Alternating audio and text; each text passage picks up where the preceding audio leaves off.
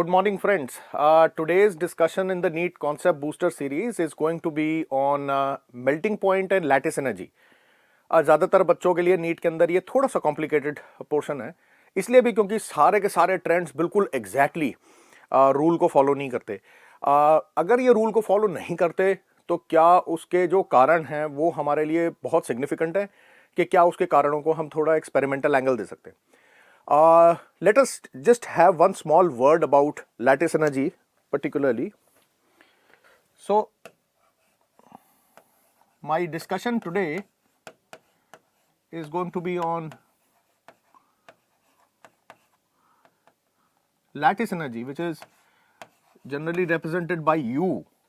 तो होता क्या है कि जब अनायन और कटायन जैसे Na+ आयन और Cl- आयन आयनिक बॉन्डिंग की वजह से आपस में जुड़ जाए, चिपक जाए, और पॉजिटिव और नेगेटिव आयन आपस में अट्रैक्ट होकर के चिपक जाए, this will result in the formation of a bond and hence this will result in release of some amount of energy which is called bond energy.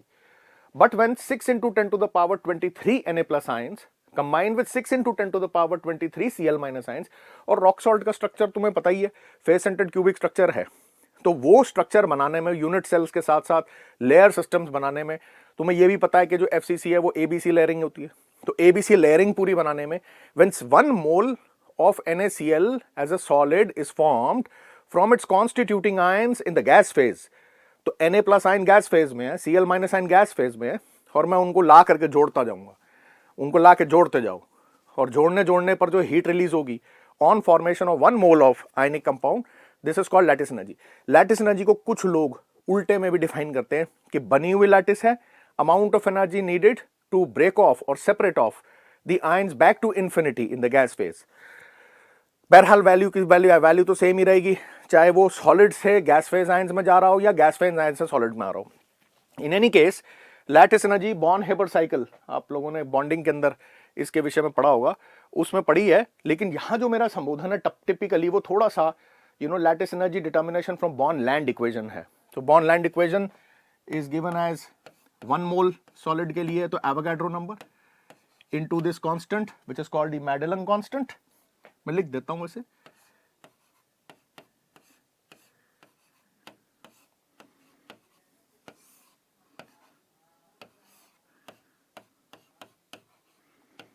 ये इक्वेशन है. These are the charges present on the cation and the anion respectively to be taken only in terms of magnitude and not in terms of sign.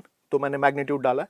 R is the interionic distance. तो मेरा जो यहाँ पर तुम लोग को समझाने का पर्पस है ना, वो ये है कि एक तो चलो मैं तुम्हें बता देता हूँ, इसे मैडेलन कांस्टेंट बोलते हैं.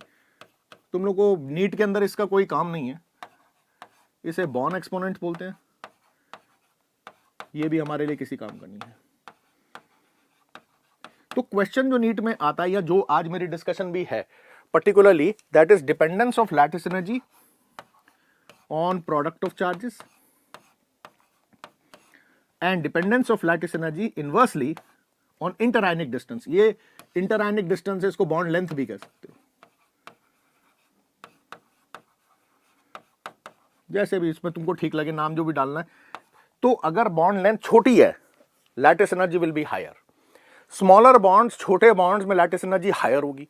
और अगर प्रोडक्ट ऑफ चार्जेस अगर ज्यादा है तो कटायन का चार्ज देखो, अनायन का चार्ज देखो मैग्नीट्यूड में, और उसको मल्टीप्लाई कर दो, तो अगर इसकी वैल्यू ज्यादा है तो भी लैटिस एनर्जी ज्यादा होगी.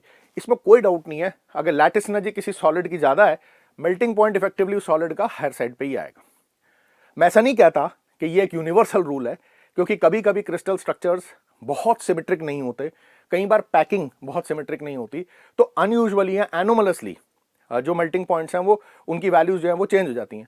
मैं सिर्फ जनरल डिस्कशन के लिए बोल रहा हूं. जैसे अल्कलाइन अर्थ मेटल्स हैं, अल्कलाइन अर्थ मेटल्स हैं, you have beryllium, magnesium, calcium, strontium, barium, इसी है.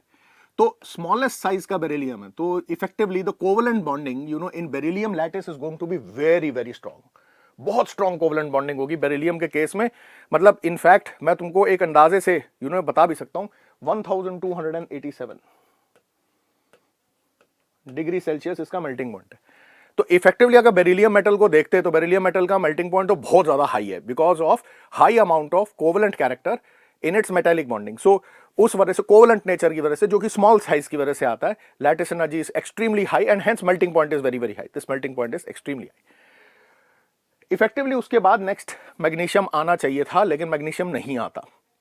Calcium has got a melting point of 842 degree Celsius. सिर्फ जनरली मैं आपको बता रहा हूं, है तो डेटा, बच्चों को डेटा तो याद नहीं करना होता, लेकिन तुम्हारे रेफरेंस के लिए तुम्हें मैं बता रहा हूं। मेरे को तो ईयर्स ऑफ टीचिंग की वजह से हो ही गया, याद ही होगा। 777 स्ट्रॉन्शियम का होता है और 727 डिग्री सेल्सियस बेरियम का होता है। तो इफेक्टिवली जैसे नीचे जाते जाते हो, आउटर ऑर्बिटल का साइज इंक्रीज करता रहेगा और जो मेल्टिंग पॉइंट है वो मेल्टिंग पॉइंट कम होता जाएगा। So down the group trend periodic table में मेटल्स के लिए यही है कि down the group melting point should decrease, due to increase in size, weaker metallic bonds, lesser lattice energy. ये तो है एक जनरल टॉक है, but if you look at the case of magnesium, 650 degree Celsius इसका melting point है। अब anomalous melting point है। आप वैसे कहोगे मैग्नीशियम की जो लैटिस अरेंजमेंट है हेक्सागोनल क्लोज पैक्ड है, तो मैग्नीशियम की लैटिस अरेंजमेंट वो बहुत ज़्यादा इफेक्टिव या बहुत एफिशिएंट पैकिंग में नहीं होती। So the melting point can be attributed to some sort of an experimental fact कि मैग्नीशियम की लैटिस एनर्जी कम है, जबकि मैग्नीशियम के आउटर ऑर्बिटल्स छोटे छोटे साइज के हैं। तो स्मॉलर साइज का होने की वजह से एक्चुअली मेल्टिंग पॉइंट काफ़ी हाई होना चाहिए था, लेकिन मेल्टिंग पॉइंट इसका काफ़ी लो होता है। सो इफेक्टिवली मैं ऐसा नहीं बोल रहा हूँ कि हर चीज़ की डिडक्शन हम लैटिस एनर्जी से कर सकते हैं। इसमें कई चीज़ें मेटालिक बॉन्डिंग से होती हैं, कटायन अनायन से नहीं होती हैं, साइज ऑफ द ऑर्बिटल से भी होती हैं। तो बेस्ट होता है कि इसका आप एक शॉर्ट नोट्स टाइप बना लो, शॉर्ट, कुछ तो मैं आपको यहीं पढ़ा दूंगा, बाकी कुछ शॉर्ट नोट्स टाइप बना लो, तो उसमें कोई इस तरह की प्रॉब्लम नहीं आएगी। वैसे मैंने अगर ये अल्कलाइन अर्थ मेटल्स की बात की है, तो इसी के साथ में you can even talk about alkali metals also. एक मिनट,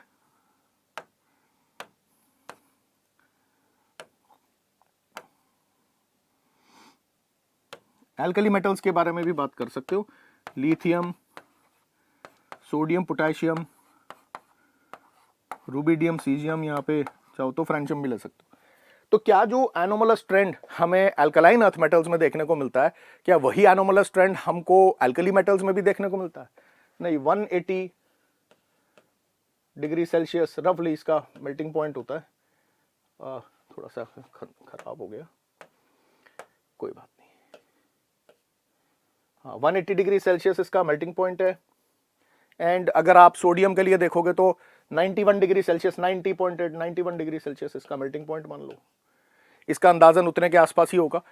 63, 64 डिग्री सेल्सियस के आसपास पोटेशियम का होता है रफली। रूबिडियम का आप देखोगे तो 40 डिग्री सेल्सियस आप इसका मेल्टिंग पॉइंट मान लो। इनफैक्ट अगर आप सीजियम का देखोगे तो 28.4 डिग्री मान लो इसको, 28.5 डिग्री के आसपास होता है।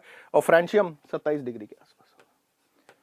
इनफैक्ट अगर इन दोनों को देखोगे या फिर इनफैक्ट रूबिडियम को भी देखोगे तो हम दिल्ली की गर्मी में तो ये सारे लिक्विड ही होंगे। मतलब हम लोगों के यहाँ पे तो गर्मी इतनी ज़्यादा पड़ती है कि most of the very most electropositive metals in the periodic table will actually be present in liquid form. But in this entire trend I do not see any anomaly as such. इसके अंदर मेरे को कोई anomaly नहीं दिख रही, कोई crystal structure issue नहीं है, कोई प्रॉब्लम ऑफ डिविएशन नहीं है। ये चल जाएगा। तो अल्कली मेटल्स में तो नॉर्मल ट्रेंड आप बता दोगे, down the group melting point is decreasing. Alkaline earth metals में डिक्रीजिंग ट्रेंड ही है, सिर्फ मैग्नीशियम उसके अंदर एक एक्सेप्शन हो जाएगी। तो उस चीज को हम नोट कर लेंगे। तो ये जो है आप इसको थोड़ा सा ध्यान देना। I want to come back to my earlier discussion of lattice energy which was relating to product of charges. यहां तो मैंने covalent character in metallic bonding को हाईलाइट किया था। तो प्रोडक्ट ऑफ चार्जेस, एक सबसे पहली, इसको मैं जरा यहां पे थोड़ा सा मिटा दूंगा ताकि थोड़ी जगह बन जाए। Let's look at the melting point of oxides in alkali metals. से lithium oxide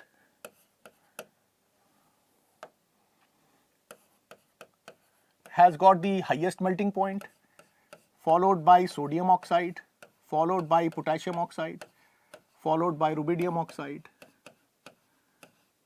followed by caesium oxide.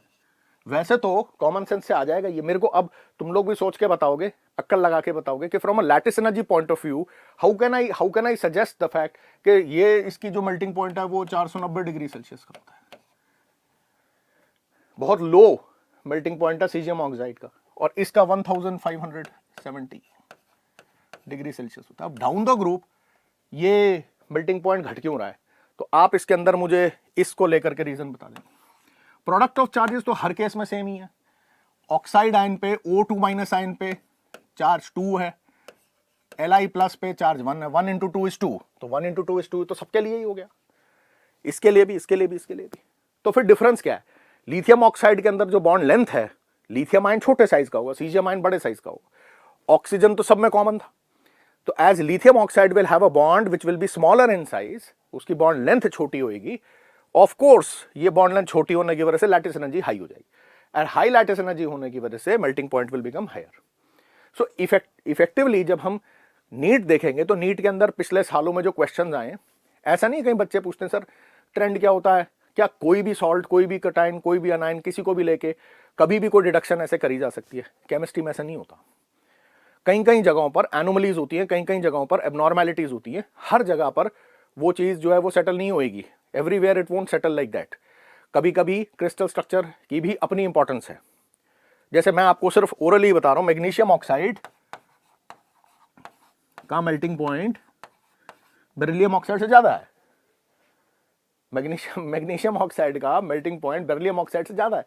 उसके बाद ट्रेंड नॉर्मल होता है, उसके बाद कैल्शियम ऑक्साइड नॉर्मल ट्रेंड है, फिर स्ट्रैंशियम ऑक्साइड और फिर बेरियम ऑक्साइड। बट ये जो एनोमली आ रही है, अब इस एनोमली को देखो, अब मैग्नीशियम ऑक्साइड इफेक्टिवली देखोगे तो magnesium ion and oxide ion दोनों आइसो इलेक्ट्रॉनिक आयन है। मैग्नीशियम आयन के पास भी 10 इलेक्ट्रॉन है, this has got 10 electrons, oxide ion also has 10 electrons.